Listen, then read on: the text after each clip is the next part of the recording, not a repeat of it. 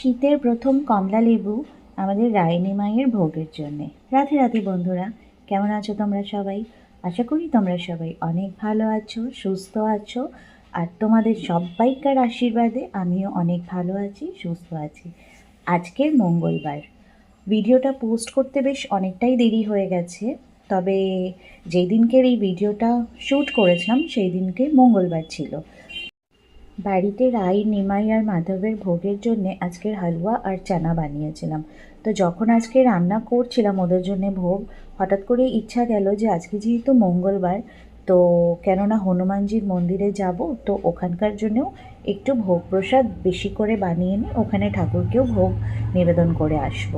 তো সমস্ত কিছু প্যাকিং করে নিয়ে এবার বেরিয়ে গেলাম। কলকাতায় তো বেশ ঠান্ডা পড়েই গেছে, আর ঠান্ডা যেহেতু পড়ে গেছে রাস্তাঘাটও বেশ ফাঁকা ফাঁকাই লাগছে। তেমন কিছু ঠান্ডা পড়েনি, কিন্তু আমার তো একটু ঠান্ডাটা বেশিই লাগে। আর দেখো, পৌঁছে গেছি ভূতনাথের এখানটাতে। রাস্তাঘাট সেই বললাম না শীতের জন্যে বেশ কিন্তু ফাঁকা ফাঁকা। তো চলো আগে ঠাকুরের পুজোর জন্যে একটুখানি ফুল আর তুলসী পাতা এগুলো কিনে নিই। শীতের সময় ফুলগুলোও কি ব্রাইট কালারের লাগছে দেখতে, মনে হচ্ছে সবগুলোই কিনে নিই।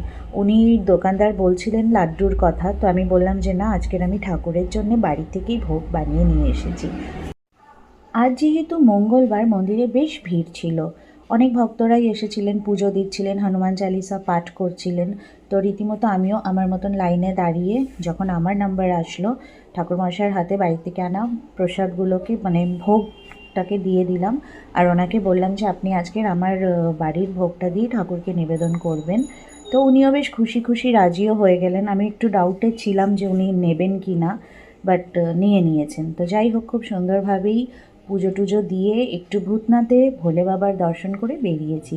আর বেরিয়ে এই গরম গরম বাদামগুলো দেখেই তাতাই বাবা তো লোভ সামলাতে পারলো না, ওকে বাদাম কিনে দিলাম। আর আমি আবার গেলাম হচ্ছে এই ভূতনাথের এখানের স্পেশাল কেসার চায়।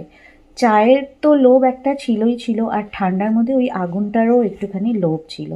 চাটা খেয়ে মা গঙ্গার কাছে একটু দাঁড়িয়ে দর্শন করে মাকে প্রণাম করে এবার বাড়ির দিকে ফিরলাম। তো চলো বন্ধুরা, আজকের মতন টাটা।